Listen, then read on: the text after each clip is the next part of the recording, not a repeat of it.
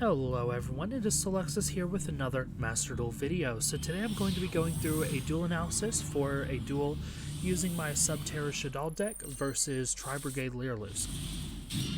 So my opponent's going first, which is great because I have a pretty decent going second hand, especially with the Kaiju. They're going through their normal Lyrilusc plays. I'm going to go ahead and fast forward through most of that, because I'm here to walk through how my deck works, not really how my opponent's deck works.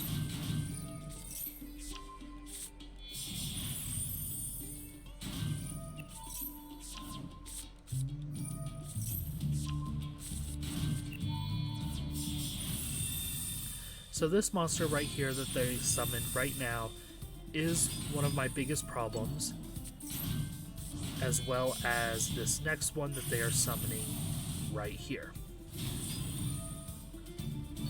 I want to pause it right when it gets to my turn. There we go.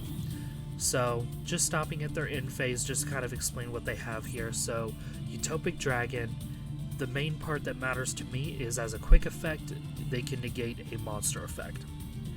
I need my monster effects, so that's a bit of a problem. And then this Ensemble, if I special summon a monster, they can detach a material to return that special summon monster back to my hand. So, first thing that I do after I draw, which that is an amazing top deck by the way, Shaddoll Fusion, the first thing I do is use Gamma Seal to tribute their Utopic to give them Gamma Seal. So that's an entire negate that gone, and like six of their six monsters at once going to the graveyard because of the link climbing or the Xyz climbing that they had there. So now I don't have to worry about a negation unless there's something in their hand. The next thing I want to do is use Shaddoll Fusion. See, because my opponent has a monster special summon from the extra deck, Shaddoll Fusion allows me to use materials from my main deck as fusion material. So first I will activate the Hidden City. This is mainly to bait out any potential Ash Blossom, because Ash Blossom...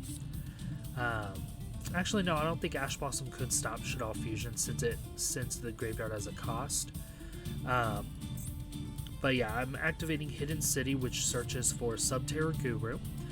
This is probably the most important Subterror card in this deck, so having early access to that is phenomenal.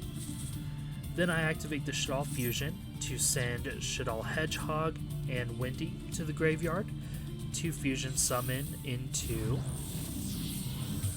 El Shaddai Abkalon.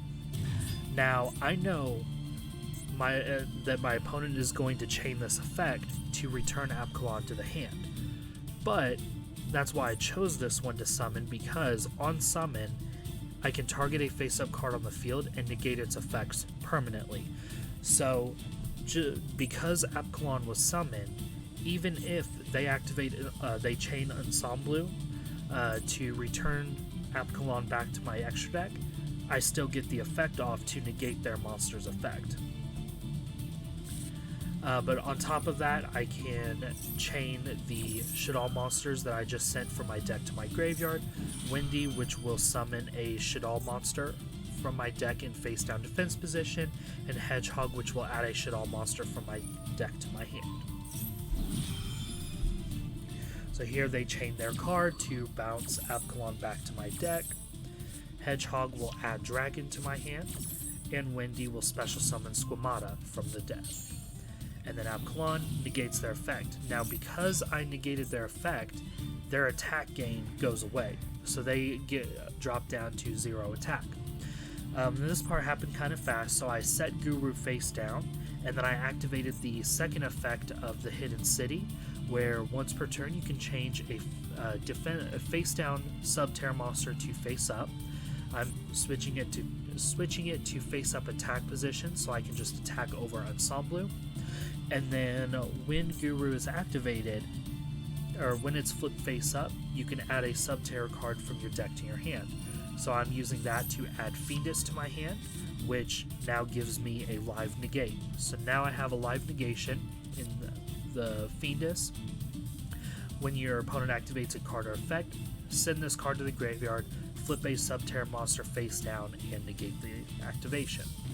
So I'm setting these two cards face down, Subterror Succession and Junk Sleep. Junk Sleep came in super clutch in this duel.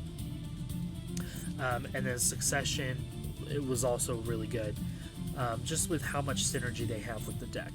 So I'm entering my battle phase to just attack over their Ensemble. Now on destruction, or if this card is sent to your graveyard by an opponent's card, you can add a Lyrilusc monster from the graveyard to their hand. So that's what they're going to attempt to activate here, but I'm going to negate that with Fiendus because I know how well the Lyrilusc deck can swarm the field just by getting one card back to their hand. So by limiting the amount of resources that they get back, I'm hoping to kind of keep them under control. So that does flip Guru back face down, so that when it's flipped face up during my opponent's turn, I get its effect to add another Subterror card, which will be a Fiendus, to my hand all over again. And the way that I'm going to flip them up is with Junk Sleep. If your opponent normal or special summons a monster, change all face down defense position monsters you control to face up attack position. So right here, my opponent summons Nerval. So I chain Junk Sleep to flip Guru and Squamata. Guru will add Fiendus to the hand, and Squamata will destroy Nerval.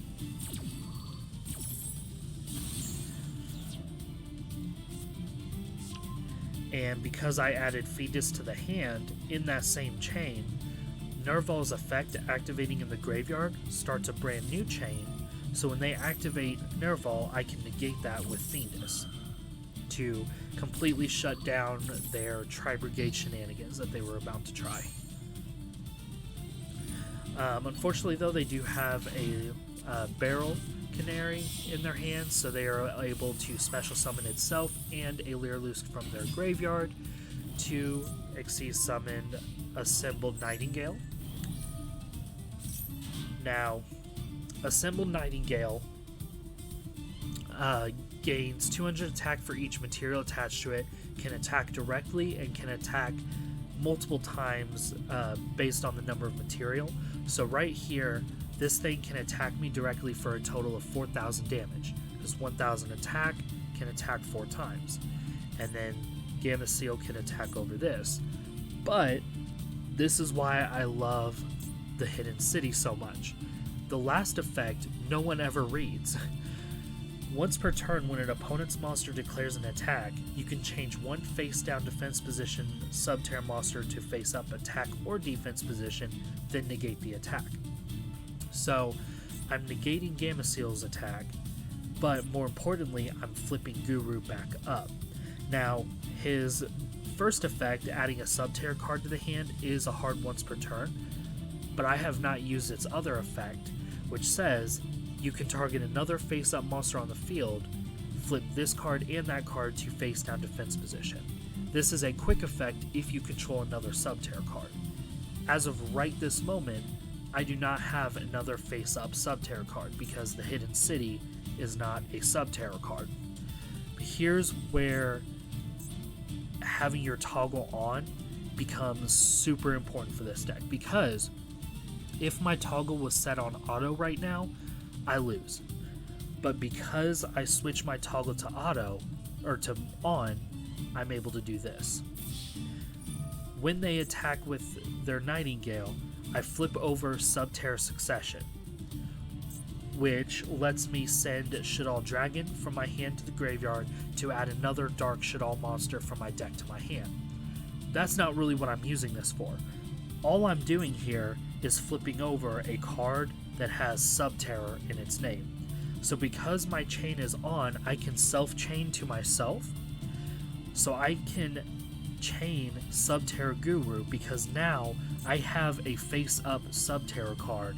I can chain Guru to flip Nightingale face down, completely shutting down the rest of my opponent's turn and allowing Guru to be face down for my turn, where I can flip it back up to use its search effect. And then if my opponent had a spell or trap card, Shaddoll Dragon would activate to destroy that. So I love Subterror Succession in this deck because you can just search for any of your Shaddoll monsters just by sending one from your hand to the graveyard, which gets its effect, and it's crazy. During the end phase, Junk Sleep changes all of my monsters. This is optional, by the way, but it changes all my monsters to face down defense position. And then because I had a monster flip face down, Glacier or any Subterror Behemoth, if I had it in my hand, is able to special summon itself. So now during my turn, I can really just start to pick away at the last few cards, and at this point, with the limited resources my opponent has, this card with 4 material is completely useless to them. I can just flip over Squamata and destroy it. They have 1 card in hand. When I flip Guru, I can search for Fiendus if I needed to negate something. At this point, I pretty much have total control, and I can gain even more control with the cards that I have. I can flip Glacier face down using its own effect, and then when it's flipped face or back face up, I can send any card from my deck to my graveyard. So I can send any Shaddoll card, such as Windy, to the graveyard, get its effect to special summon Shaddoll Falco from my deck. Then I can use Succession, send Shaddoll Beast to the graveyard to add another Squamata. Beast will activate, allowing me to draw a card. And then I get Subterror Cave Clash, which says all Subterror monsters you control gain 500 attack and defense for each set monster. So Behemoth gets boosted up over, well over the Gamma Seal. Then I flip over Squamata to destroy their face down card. Flip over Guru to search for a card. This time I'm searching for Subterror Final Battle, just to make sure I have more possibilities of control during my opponent's turn, rather than relying on them summoning with Junk Sleep or attacking with Hidden City. With Final Battle, I can just flip my card face up whenever I want. But at this point, my opponent really has nothing because I have a lot of damage here and so much control at this point. There'd be no way my opponent could come back from that. So they just scoop. So that was, this was actually one of the first duels that I had using this deck against a meta deck. They probably didn't open up the most optimally. I'm sure things probably would have been different if they had their Revolt combo.